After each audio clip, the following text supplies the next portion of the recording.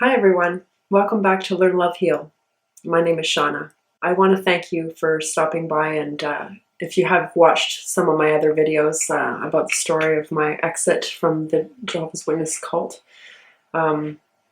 this would be my fourth installment. As I've mentioned from the beginning, it's been a real long time coming for my sharing of my experiences because of certain things that I've been through that have made it very, very difficult for me to share.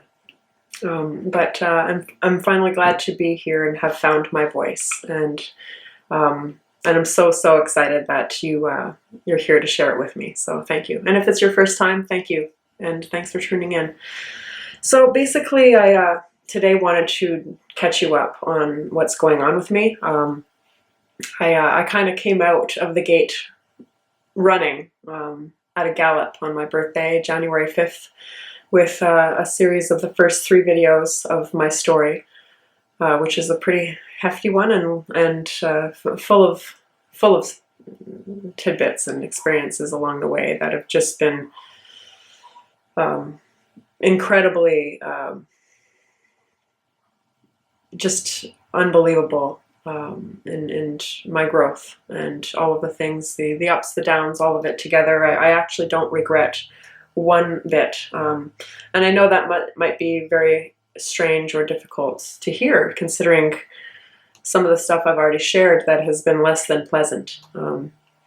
But I really do believe that we are all here with, we all have something special to do and something to share and offer. And no matter what circumstance or, area or country in the world you're born in, there's always something to be learned, no matter what. And I've come to realize that the things that I've experienced and gone through, it's not a matter of me just chalking it up to, oh, this sucked and sucks to be me, and just curl up and let it destroy me, but to grow from it and really be able to embrace what it has taught me about myself, and even things that I have had to really re-examine in my own belief system to decide what was true and right for me. And as you know, there's been quite a few revelations in that story just in my life up until 26, 27, when I did end up ultimately leaving the cult. So I know that there's been some of you who've been pretty anxious to hear where I'm at now and what I'm doing and what's happened since then, and for the continuation of the story. And I'm going to be completely frank and say I've actually, it's been a month since my last video, a little bit over a month, and it's actually not been for lack of trying. I've sat down several times to attempt to follow up with another video on the continuation of my story. I was planning to go chronologically up until my present time now, discuss and show you and let you know where I'm at and how I've deconditioned myself and been able to recreate a reality for myself that I love and I'm so proud of, and one that allows me to live so happily and authentically. And it's something that I'm very excited to talk about and share, because it's really been life-changing for me. And like I said, it was really a struggle for me to do the next video, and I had at one point just wanted to fast forward to now to let you know kind of what's happening in my life and what I'm dealing or going through regarding my past. But I realized that I wasn't quite ready. Every time I sat down to do a video to go over some of the things that I'm kind of experiencing now regarding my past, it's actually, I'm still in the healing process.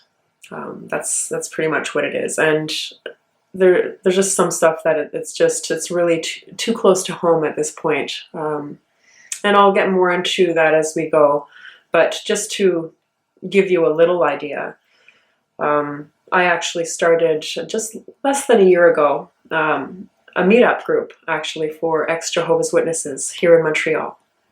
So on that note, I want to put that out there and let you know that any who do come and visit Montreal, and look out for meetup.com and check out the ex-Jehovah's Witness meetup group here in Montreal and join. And if you're here in Montreal, hopefully we'll have a meetup and we can all meet and gain a new family of friends who have been there and understand where you've been. And I think it's important that we get together and encourage each other to know that we're not alone, and we have each other to rely on and lean on and help us through the hard times, because it's really, really difficult. And I know for me, before I really reached out to the ex-Jehovah's Witness community, which was really, again, not very long ago, when I did leave the religion, 18 years ago, I was very alone. I literally lost every single one in my life, every single person that I'd ever known.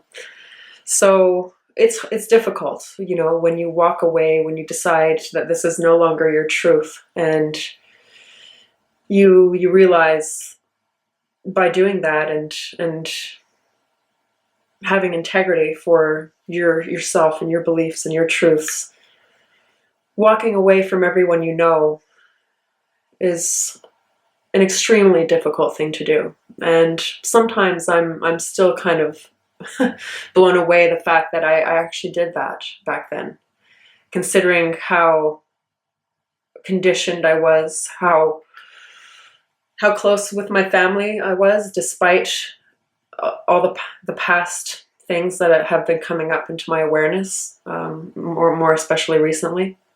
So I started this group, the ex-Jehovah's Witness meetup group in Montreal, and I was very, very keen on meeting with ex-Jehovah's Witnesses and having a group that we could, just be there for the ones who are looking to exit or wanting to get out and just alone and not knowing if they're going to be completely alone or have anyone to talk to and stuff like that. And sometimes it's hard, because of our conditioning, it's hard to get the nerve to actually go online and join maybe a website, or many of you have maybe heard or even a member of Reddit, xjw.com, the group for XJWs there. And it's unbelievably supportive, and the amount of people who are, even currently in the organization and still, and it's really because they don't want to lose the ties with their friends and family, and that's something that is extremely hard to cut the tie and potentially lose all of those people that we've known for years, including our family. So it's not easy. And again, sometimes I'm blown away that I actually did have the courage to do that back then and move back to Montreal and just immerse myself into work and not look back. I literally shelved religion, God, Jehovah, the organization, my family. I mean, it hurt too much to know that they had closed the door on me, or would once they knew I was leaving. I wasn't going back. So I knew that was a matter of time before the communication completely ceased with me, because my parents were not, or my family, the ones who were in the Jehovah's Witness organization, they were not the type to sit on the fence. They were all in. And when they would get counsel from the governing body, the Watchtower and the Awake, from the organization, from Jehovah, they followed. They jumped. How high? What do you want us to do? We're doing it. There was no thinking for themselves. It was literally, oh, Jehovah, you don't want us to talk to anyone who, was formally baptized and then left? Well, so be it, even if it's their own flesh and blood. I mean, that's it. You're done. You're cut. And that's what it was for me. There was no going back. And so I shelved it. I pretty much ignored anything to do with religion or anything about that. And I completely immersed myself into the workforce and into my sales job. And yeah, I really just kind of numbed myself to all that. And so that kind of happened until for 10 years, actually. 10 years. I numbed myself out to anything about religion or the cult, until what came back? My debilitating migraines. They came back with incredible vengeance. And it was to the point where I had no choice at one point but to exit the religion. To leave. I had no choice but to take time off work because my migraines, again, they were laying me out for sometimes up to 2 weeks long. And because I had a management position in most places, sales offices I went to, having a team under me that were dependent on me, it was difficult to not be there for them, knowing that they relied on me. So eventually I went to my bosses, who were also friends of mine, and let them know that I had to take time off. I didn't know when I would be back. I told them I would be, it's indefinite. I'm not sure when and if I'll be back, but I had to get to the bottom of my migraines. I mean, they were destroying my life. I mean, anyone who's really had, debilitating migraines, the pain is just unbearable. You literally just want to blow your head off. You want to take a gun to your head and just blow it off. I mean, it's just so I did. I actually took some time off. I remember this massive migraine hit me around the Christmas period of 2011, and so beginning of 2012, that's when I made the call. I decided to take time off, and I did. I stopped. And this is probably going to come as another shock and surprise to you, those who have been following along in my story. You're not going to believe this, considering that I came out in the first few videos letting you know that I have in fact had lesbian tendencies all my life. More attracted to women, period. That's what it is. That's who I am. And I'm proud of who I am, and it's my personal choice, and that's what it is, and I feel good about that, and I feel very confident in myself and who I am now. But the fact of the matter is that at 27 years old, when I did finally leave the Jehovah's Witness religion, I ended up meeting a man at my work that I ended up clicking with. He was top salesman in the room. A real dominant alpha male type character, and we hit it off incredibly right from the get-go. I mean, we became immediate friends. And he was super intrigued with the fact that he had heard that I was in hardcore religion before, and that I was, breaking free and thinking for myself. So he was really, kind of curious about that and wanted to know who this person was that had the courage and the strength to be able to break out of this religion, this cult, if you will. So, we hit it off. We got along really, really well. And despite the fact that I was technically moving back to Montreal and kind of hoping to get a girlfriend, I met this guy who we hit it off. And to be honest, we're amazing friends, and we're no longer together.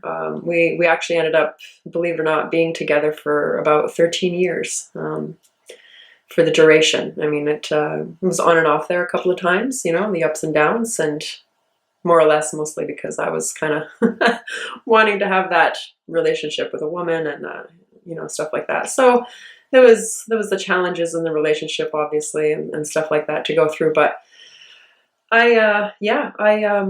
even by the time I took a break from work, once the migraines came back, I was still in this heterosexual relationship. I don't regret it at all. I mean, that relationship, I really believe, was destined, if you will, because we're still the best of friends today. And even though we are no longer together, just so you know, I have in fact come out as a lesbian finally at the age of 40 years old. So 5 years ago is when I actually did ultimately come out of the closet for myself. And, but enough about that. So the migraines came back, and I realized I had to find out what was going on, with myself. And that's when I went on and off every single food I can think of to try and figure out if any of the foods were triggers for my migraines.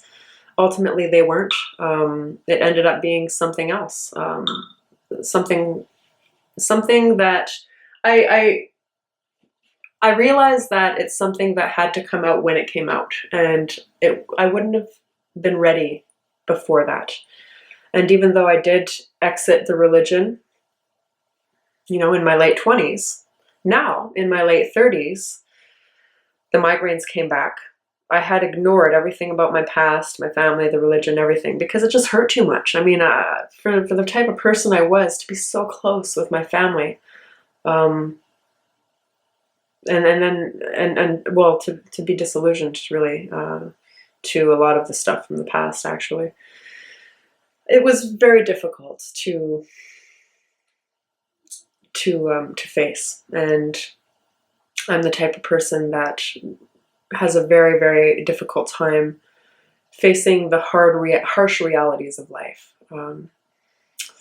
In fact, I can't even watch the news, to see terrible things happening around, because it ruins me. I've come to learn, actually, that I'm an empath, and very sensitive to negative things that happen. I'm very, very emotional when it comes to stuff like that, and it really affects me. So what I've done is I would run from negative situations and avoid them or tuck them away and just not deal with them.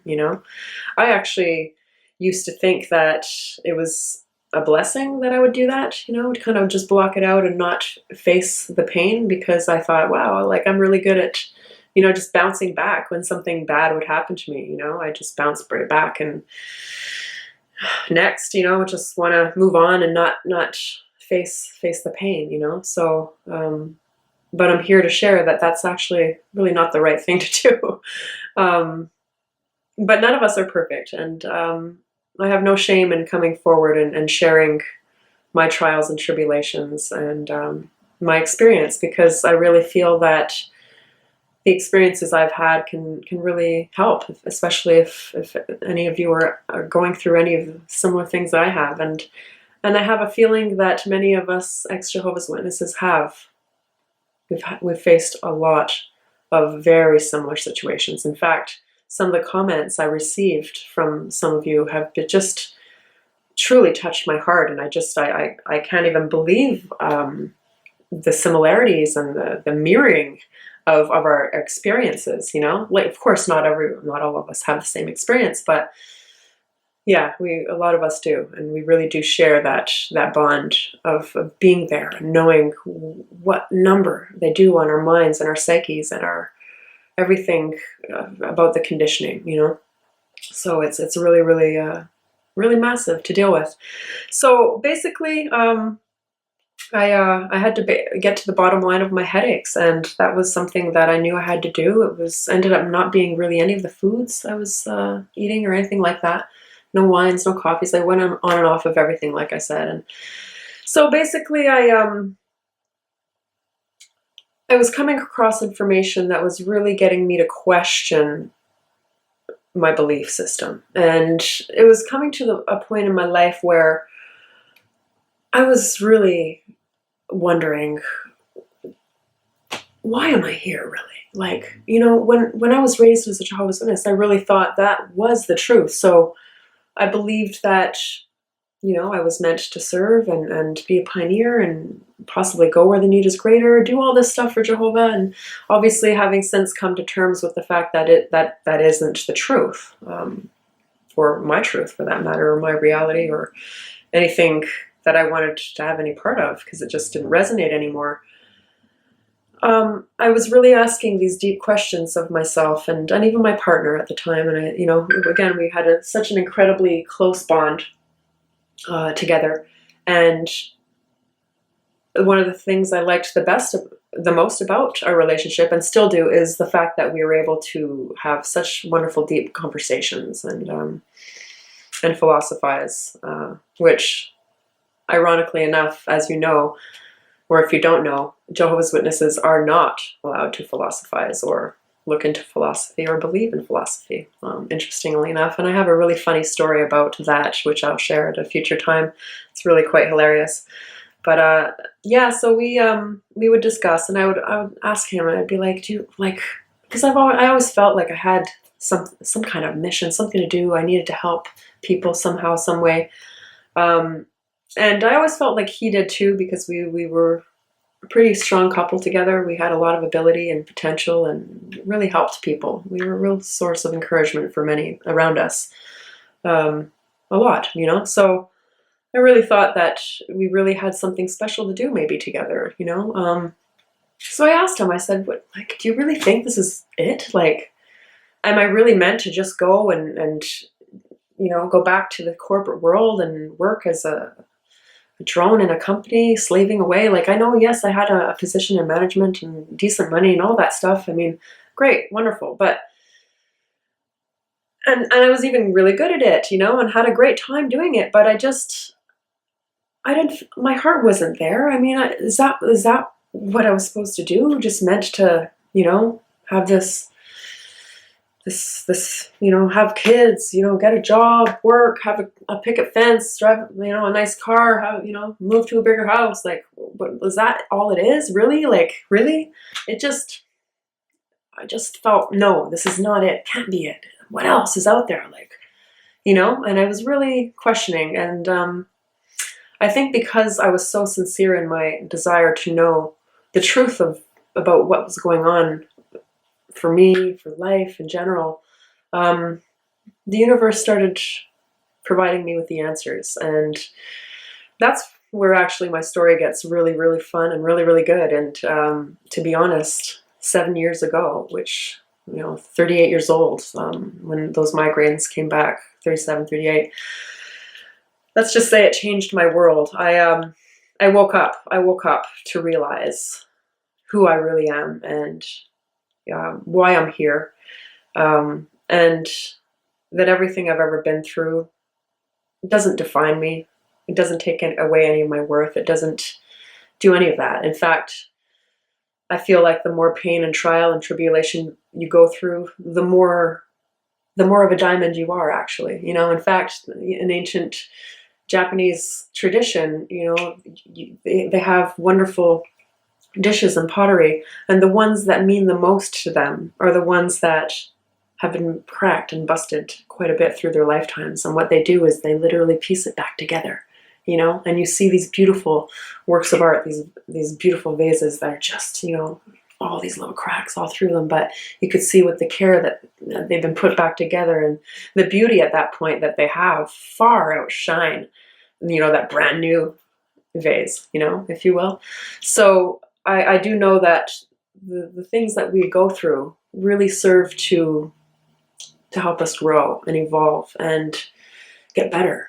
And especially the more difficult the situations, usually there's going to be an even brighter lining or light on the other side, you know, once you get through it and learn the lesson that might have been trying to manifest itself to you. So it's really quite fun, and I'm really excited to continue to share in these videos, and I have a lot going on, and I'm excited to share the new things happening in my life in the next few videos. But I wanted to give a quick update to let you know kind of where I'm at, and that everything really did change for me about 7 years ago in 2012, and it's been a magic ride, even though I'm facing a lot of things from the past that have been very traumatic to me, and I'm still actually in therapy. I started therapy last fall, actually, so I've been facing a lot of serious things from the past that I've repressed, completely blocked out, and